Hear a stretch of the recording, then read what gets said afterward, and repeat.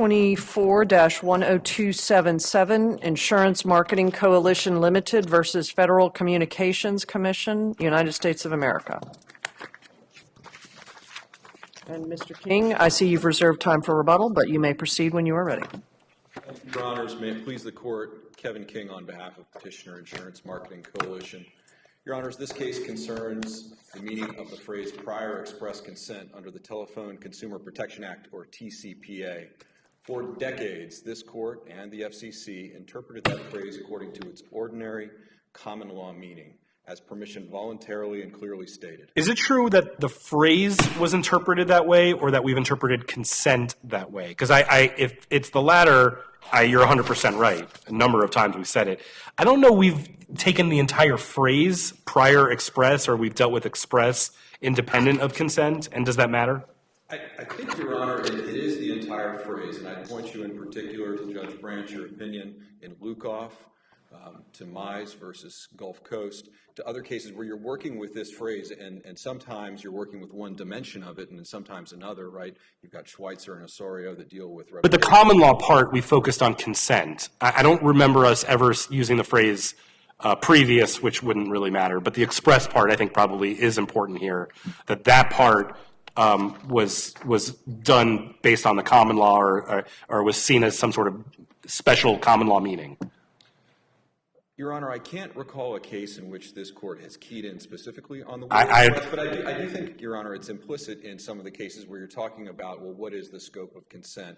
And so, for example, you had calls in, this is Mize versus Gulf Coast, that were from a collections agent on behalf of a hospital or some component of a hospital. And so there were questions there. Well, was it within the scope of consent? Yes, it was, because there the plaintiff had consented to calls from the hospital's business associates.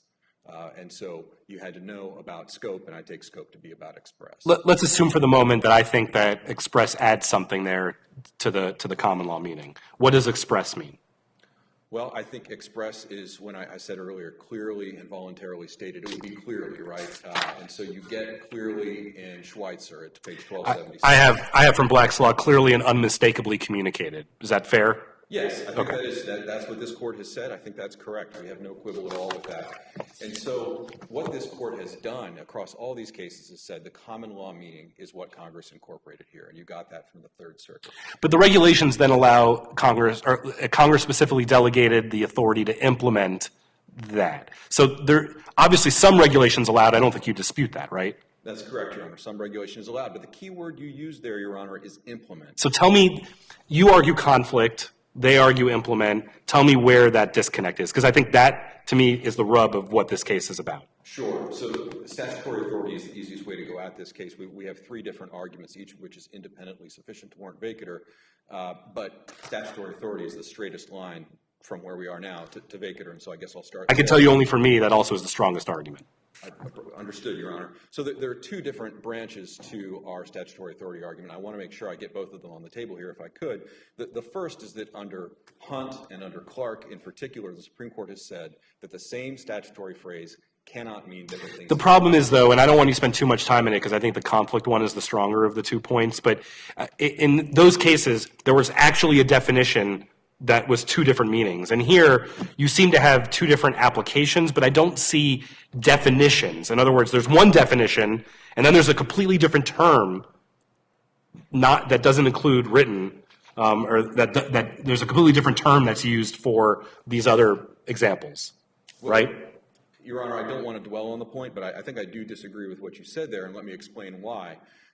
There is one statutory term, prior express consent. That's true. That applies to all calls governed by the TCPA, marketing calls, informational calls alike. But nevertheless, the Federal Communications Commission has two different regulations, one of which applies to marketing calls and one of which does not. And those are different regulations. The law is... That is 100% true, but that's not two definitions of the same exact term. It just isn't. I mean, in the same way that Clark is, this word means this and this word means that.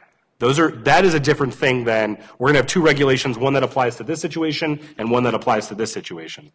Well, let me turn then, if I could, Your Honor, to the conflict with the ordinary meaning of prior express consent, which under Loper-Bright is what controls here. As Your Honor was saying during the last argument, that term has a meaning, and that meaning is consistent across cases. And yes, it's true, application of that meaning, application of the rule of decision here, Your Honors, can yield different results, but the rule of decision is consistent across cases. And so what is the rule of decision? What is the point of conflict? The point of conflict is that this court has said again and again and again, and has said correctly, that the common law meaning controls here, that that's what prior express consent means. But the FCC has not cited any authority, zero, showing that at common law or in any cases, that consent must be given on a one-to-one basis, and that it is impossible, categorically impossible, to give consent to more than one party at a time. I'd point you, for example, to the image on page 10 of our reply brief that shows that just as a matter of common sense, it's possible to give consent to two entities in a single transaction. But beyond common sense, this court's precedent shows... Yeah, we also know from Gorse Motels that you can do it for more than one. Gorse Motels and Lukoff is even better. If you look at page 1302 of Lukoff, Judge Branch, your decision, the consent there was given to 4 expressly named businesses, Navient and so forth, but also to their affiliates, subsidiaries, and agents. A vast, unnamed set of entities. Could the FCC rule require that there be an express opt-in for every single business with which they wanted, with which the lead generators wanted, or with which the consenter wanted to be called? I want to make sure I understand Your Honor's question correctly, but I believe the answer is yes. So let me restate and see if I've got this right. Yes, absolutely, under the statute, a performance marketer, a lead generator, can be required to name everyone to whom consent would apply. And could it be that you have to specifically and explicitly, expressly check off exactly the companies you want to be called in advance? Well, that's one way that you could do it, and I guess part of the disagreement here is that the only way you could do it. Well, I don't know that only is implement leaves room for more than only. I guess would that be a non-conflict implementation? That would be my question. I don't think it would, Your Honor, because there are ways where, and again, I'll just refer to the image on page 10 of our reply, where you check a single box, but it says Bank A and Bank B. I mean, that is prior, it is express, and it is consent. And it's consent that's even stronger than the consent that was found, Judge Branch, in Lukoff to be valid. So I don't see how that couldn't work. And if I'm right about that, then I think the principle underlying prior express consent cannot require the kind of one-to-one relationship that the Commission has demanded. Why doesn't wiggle room for implementation give them the authority to say, yes, it certainly could be that way, but one way that we're going to implement this rule to require express, clear, voluntary, meaningful consent is to require it be done one-to-one? Well, they can't require what the statute allows, and as we know from Lukoff and Mice versus Gulf Coast, the statute allows multi-party consent. So they can implement in various ways. And let me just give you some examples, Judge Locke. They could adopt a regulation that codifies the common law requirement of voluntariness, right?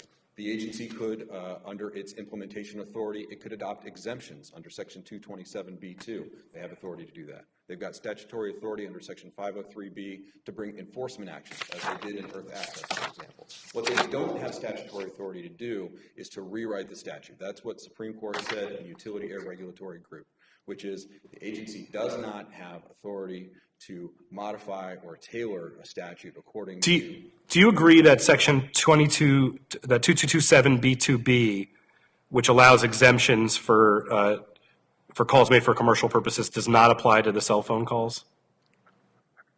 The exemptions does not apply. So that Section 227B2B, which allows, as part of the regulatory authority, to create exemptions for commercial purposes, for calls made for commercial purposes, that exemption authority does not apply to cell phone calls? I don't believe the parties have briefed that. I'm asking you. I don't know, and I hesitate to speculate. I'd be glad to file a 28J letter on that, Your Honor. But you've got 227B is where that's housed, and then you do also have 227A Roman 3, which is a separate. I guess what I'm asking is the exemption authority.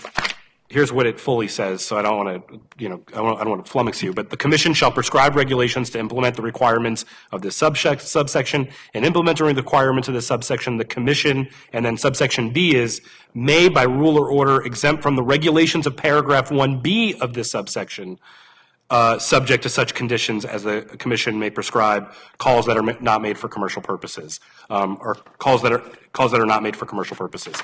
But if you look at 1B, 1B only applies to residential telephone calls. It doesn't apply to the cell phone calls, right? I think that's correct. So that, in other words, the exemption authority wouldn't apply to what we're talking about, which is the calls to somebody's cell phone. Yes, as to that last point, Your Honor, and beyond that, the commission did not hear in its order invoke the exemption authority. They point that out, page 24, footnote 3 of their brief, so under Chenery, they couldn't rely on it. If I could, I'd like to turn quickly to the APA and First Amendment arguments just to get those on the table, unless the court doesn't want to hear about them. Starting with APA. So under the APA, the agency has a duty of reasoned decision-making, and as the Supreme Court said in Ohio versus EPA recently, that duty of reasoned decision-making includes a duty to give an explanation, a reasoned response to explain why when an agency rejects a commenter's proposals. That didn't happen in Ohio because the agency had just brushed the comments aside, and that is exactly what we have here at pages 15 to 16 of the appendix, footnote 85. The agency rejected IMC's proposal, which would significantly have tightened up the prior express consent requirements in ways that are consistent with the common law, and they just said, we reject it. They don't say why they reject it. They don't give any reasoning, so you have exactly here the same kind of error you had in Ohio versus EPA. You don't need to take it from me. You have Commissioner Symington, who emphasized in his dissent that what you have here on the one-to-one is every evidence of arbitrary and capricious decision-making. I see my red light is on. Thank you. Thank you, Your You Honor. still have 4 minutes for rebuttal. Mr. Dunn?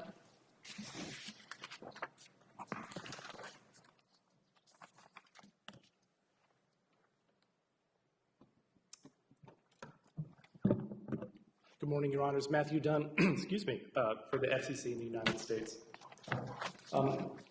I think I'd like to jump in, if I may, with a question Judge Luck asked.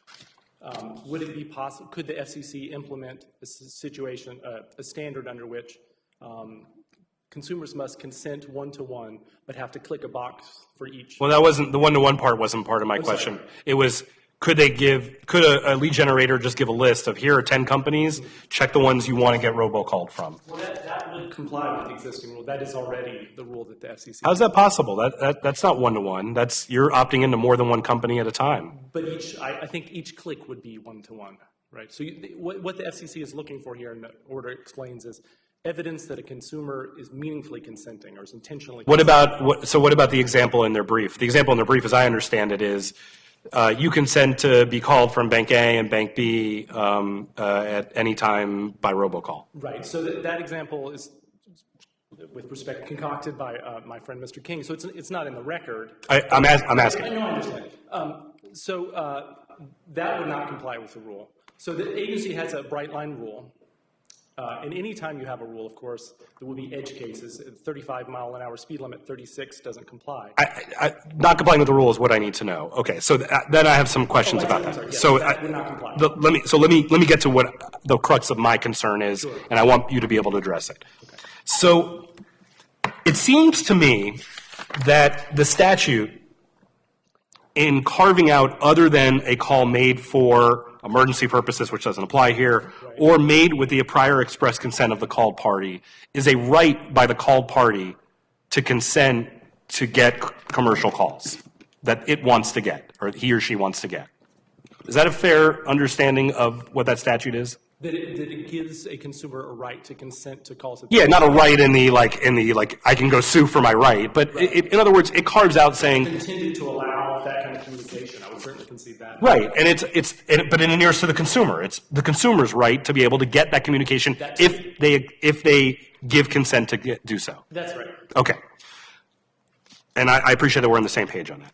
If that is the case, then how is it implementing that right to limit the authority to exercise that right? So the rule is doing a lot of work. It's trying to prevent a serious problem. Wait, so no one here disagrees with 75% of the rule. Okay. So we're only talking about Right. the definition here and the one-to-one and the relatedness requirement. Right. So my question to you, I want to ask it because to me it is, for my brain and only speaking for me, the crux of what this case is about, which is If I have a right under the statute that Congress has given me to get calls by previous express consent, how is implementing that right limiting that right? Well, any implementation that limits the kind of consent would limit the right. I think that may be the problem. In other words, implementing is, if it's express, it's got to be done in writing. Or if it's express, it has to be clearly articulated in some form. It can't be hidden in a link. Like, those are ways to implement what's there. But limiting the authority, limiting the right of the consumer to get these things, I'm having trouble understanding how that's an implementation which you are allowed to, and I say you, I mean the FCC, which the FCC is allowed to do with things that limits it, which is, it would seem maybe not allowed to do and be in conflict. Right. Well, I think that agency does have some work to do in implementation here. So it has to allow consumers to consent to what they want to get, but it also has to guard against limitation, against claims that the consumer has consented where it did not intend to, because that's also part of implementation. So the previous regime already required clear and conspicuous notification before someone. And I don't think anyone disputed that. In fact, I don't think there was an objection to the 2012 rule, right? Right, that's exactly right. And under that rule, the practice of the lead generation industry was what's described in the record, a checkbox which says marketing partners and thousands of names. And they said, and there's a certain logic to this, well, that's clear and conspicuous. If someone clicked the link, so counsel, if I could stop you. Yeah, sure. This is, what you're telling me now is exactly what's in the brief. And I don't begrudge you that there is a problem that the FCC was trying to address. Right. That we're not talking about the arbitrary and capricious part of it. I can only speak for myself that I actually tend to agree with you on that part of it. Sure. What we're talking about here is something separate than that. There's a problem. You're allowed to implement something, the statute, but how can you take away somebody's right to consent how is that consistent with the right that's given in the statute? I think I was giving a roundabout answer, and I apologize for that. But because part of implementation is not just ensuring people can get the calls they want, but also ensuring they don't get the calls that they do not mean to consent to. So some kind of rule. Yeah, but that's enforcement or punishment for someone doing something against the statute. How is, if a right is given to me, how can you take away that right in justification because some people are abusers? Go after the abusers. Don't go after me because I want as many calls as I want. Let's say I am the rare human being who wants to be I am so lonely and addled that I want to be interrupted at any time by anyone I want to. Why can't I consent to 10 people calling me in one thing? Any bank that is that you are affiliated with, I would like for you to give me a call. The good news is you can still do that under the new rule with 10 checkboxes, which is, I would submit, a pretty small burden to put on one side on the rare case of the person who wants to be deluged with calls. It's a small price to pay to protect the right of people who do not want that to not get calls that they did not want to consent to. I know, but you're taking away my right to consent to multi-party. And I use the affiliate. The reason I use the affiliate, sorry to interrupt. The reason I use the affiliate is because that's gross motels or Gorse motels. Sure. That what they said is any of these people and the affiliates can contact you by fax, and they did. And they complained, well, I only signed up for this guy, not all these other guys. And the answer was, no, you assigned for affiliates. If you have the ability to consent, if the statute means that, and I don't think there's any dispute that it does, how does the rule not take away my right to do that very thing? Well, so if the agency is going to implement the consent requirement, I think it has to balance as the findings of the TCPA discuss, balance the right of people to speak or telemarketers to call, or if you like, the right of people to receive those calls on the one hand, and on the other hand, the protection of consumers from things they don't want, and consent they did not intend to give. In other words, that's not dealing with the issue of my right to consent. That's dealing with abusers. That's dealing with people who are violating the law. I just don't see how violating the law justifies you taking away the right that's written in the statute of the caller to give express consent to whoever and whatever they wish to do. Well, under the old regime, and I'm not just making a policy argument, I think I'm also making a statutory interpretation argument. Under the old regime, there were already enforcement actions and class actions. And the Eura case being an example. Exactly, and the 28 state attorneys general and all those people that are familiar with this. So enforcement was not sufficient there. So if the agency is going to meaningfully implement a consent requirement, enforcement of bad actors was not enough. People were accidentally, consenting, I'll put the air quotes around that, to calls they didn't want. So the implementation is some policy work from the agency. It has to fit with the statute, but as long as it's still implementing the consent requirement, of balancing those. So I think implementation of the consent requirement necessarily entails both allowing speech and also restricting unwanted speech. And that may be true, but how is it at the consent of what it means? In other words, how can you rewrite what you're authorized to do, which is to explicitly require or explicitly allow someone to consent, by saying, no, you can't do that because we've found some problems out there about this? I don't want to be obtuse. In other words, just because you guys are ineffective at enforcing the authority doesn't mean that you have the right to limit one's rights, statutory rights, or to rewrite those rights to limit what they mean. That's where I'm having trouble understanding that. You identified a problem. Sure. I believe you that it's a real problem. Right. You've identified authority to be able to attack that problem, but I don't see how you can use the consent part of this to get to that. There are other things that you could do. You can hire more lawyers, you can prosecute more cases, you can investigate further, but instead what it seems to have done is this allows this consent part. Consent is this big circle. We're only going to allow a piece of that circle. How is that allowed? How is that implementation? I think because what the agency is trying to protect against is people who do not intend to consent. That's how this restriction comes into play. I know, but how does a bad actor affect my right to consent? I guess I understand what you're saying. I get you're trying to protect people. I don't doubt that at all. Related to their consent specifically. So the reason we're protecting them is not just that it's a nice thing to do, but that the record showed those people did not intend to consent. So it's still both halves of this equation that we're trying to balance, both have to do with consent. Consenting to calls you want and protecting against consenting to calls you want. Okay, so let's speak law now. Give me a case, the best one you have from either us or the Supreme Court, that allows you to read implementation to be a restriction of one's right and a limitation of one's right on the clear meaning of what that right is. So if the right is a caller to give prior express consent, show me a case which allows implementation to mean that you can restrict that statutory right.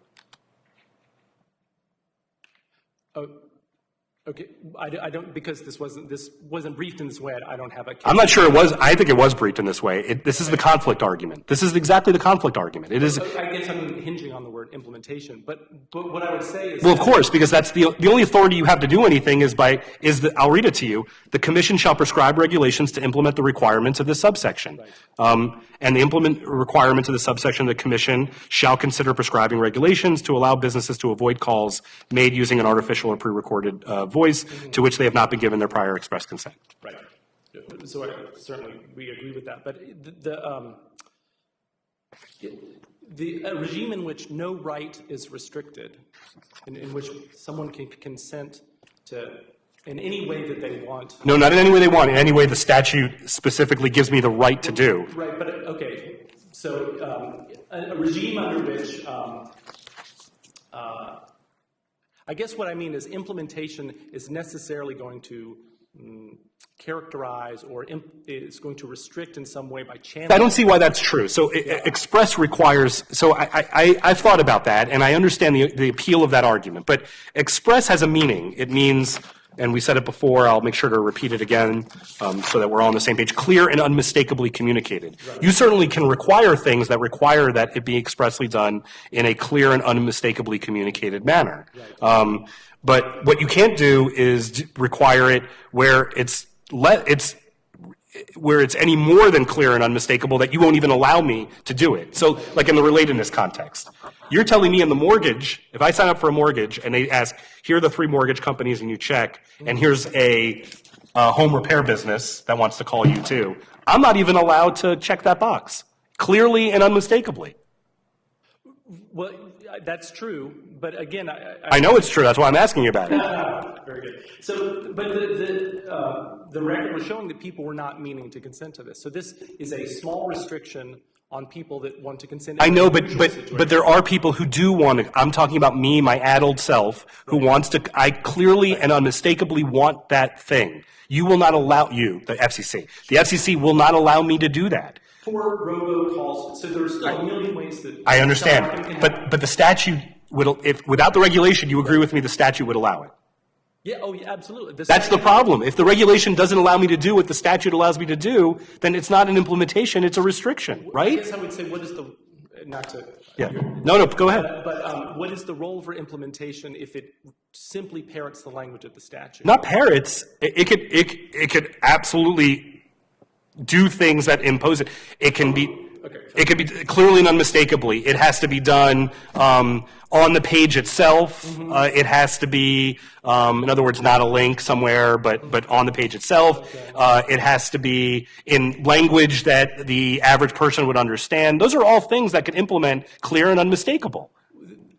I see, but they're also restricting. In other words, what y'all did from 2012 until 2023.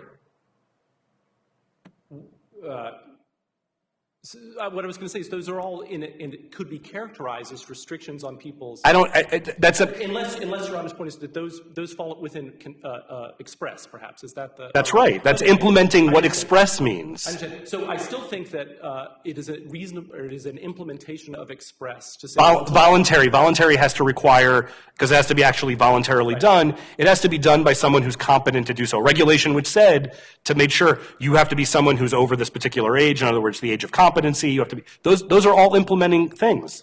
I return to the example that we began with, in which one must simply put a check mark next to 10 names. I would analogize this to a contract that we've all seen, a complex contract where you have to put initials next to certain provisions. That is an implementation of express consent. It's showing, I've read this and this is what I mean to do. The same function is solved by 10 checkboxes. So it is still, I would submit to you, still an implementation of express consent in that way. But you're talking about there for the one-to-one consent. That's right. You're saying that in the logically and topically related requirement, that if you're going in for an auto loan, you can't also then say, check a box, I want information from this bank about loan consolidation, or I want information from this bank about home loans. You've restricted the consumer's ability to move outside of the logically and topically related, correct? That is true for robocalls specifically. So that's the crux, I think, of what Judge Luck is saying, is that you, instead of saying, I'm going to regulate how the corporate entities who are out there selling a product operate in getting express consent, you've now said to the consumer, so many of you didn't know what you were doing since 2012 that we're just not going to let you do that anymore. And how have you not then moved out of implementation? I think I think we do have to look at the way the industry was operating that required this rule. Don't you have to look at what the statute says? Absolutely. But again, I think if we see that consumers under the old system are repeatedly giving consent that they didn't mean to give, or it was not sufficiently expressed, if you like, then that calls for new rules. You came up with a categorical rule, and we've talked about the Gorse case. But we also have the Schweitzer v. Community Bank case, where we have said that consent depends heavily upon the implications and the interpretation of the circumstances. Here you've said, we're going to move you into a completely different area and we're just going to impose categorical restrictions. I think I would characterize the topically and logically related requirement as also consent-based. If someone goes to a website about home repair, it's reasonable to assume that they're looking for information about home repair and are willing to receive robocalls about that. That it's very unlikely they're intending to get calls about medical products or loan consolidation or anything else. How do you know that? I mean, if they've checked a box that says they want it, they go, oh my gosh, one-stop shopping. All of my answers, Yes. all of my questions have been answered. I'm so lucky. Oh, the FCC won't let me do one-stop shopping. So I think, again, I would return to the idea that implementation of the consent requirement is going to require some policy expertise from the agency. And if they're looking at a record and saying, we have a serious problem here, we need to we need higher evidence of consent.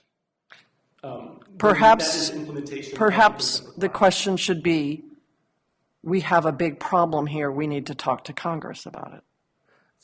Congress did task the agency with implementing this consent requirement, so we think It's that given that you does- power to implement. It has not given you carte blanche to, Absolutely, absolutely, Your Honor. This has to still be related to express Correct.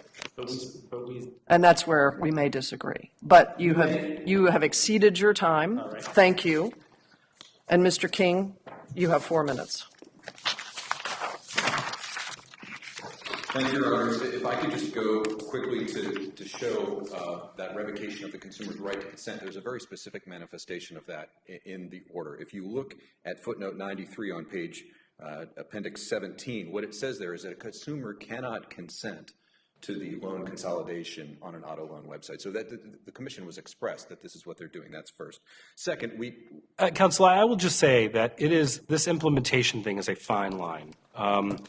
And I'm just interested in, and one thing that I think is not as fleshed out in the briefing as I'd like is that line between what is implementation and what is conflict. Because there is room for the FCC to regulate here.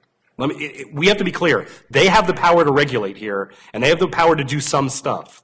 What I just want to know is when that power leaves and when it becomes contrary to what the statute authorizes. So yes, we agree. The FCC has authority here to implement, and that means that... What is the best case that describes that issue between what is implementation and what is contrary to law?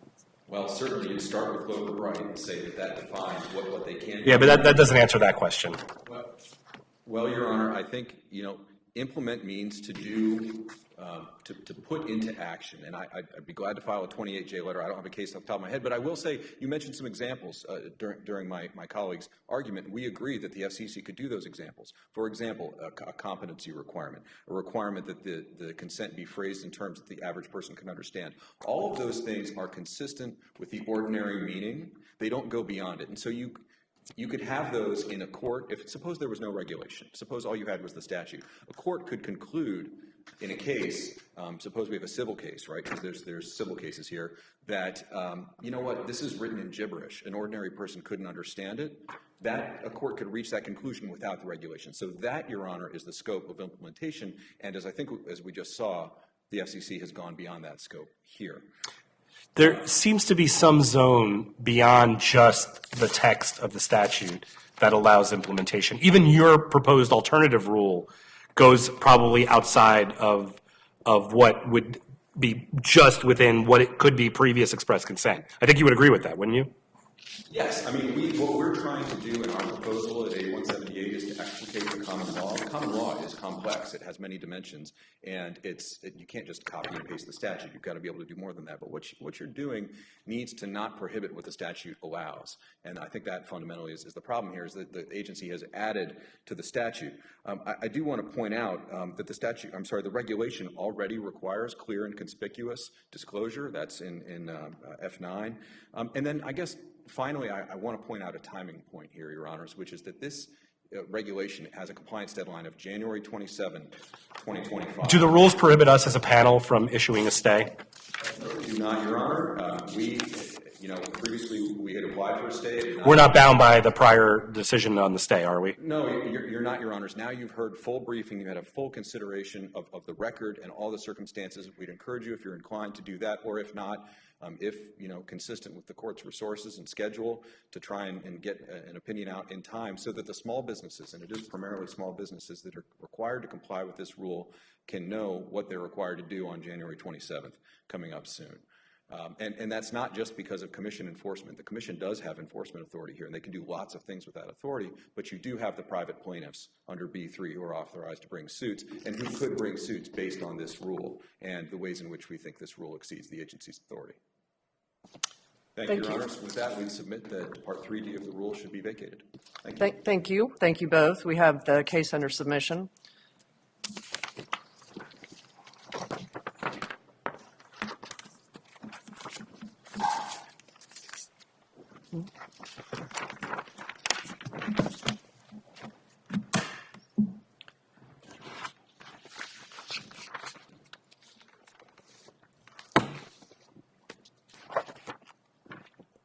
Our fourth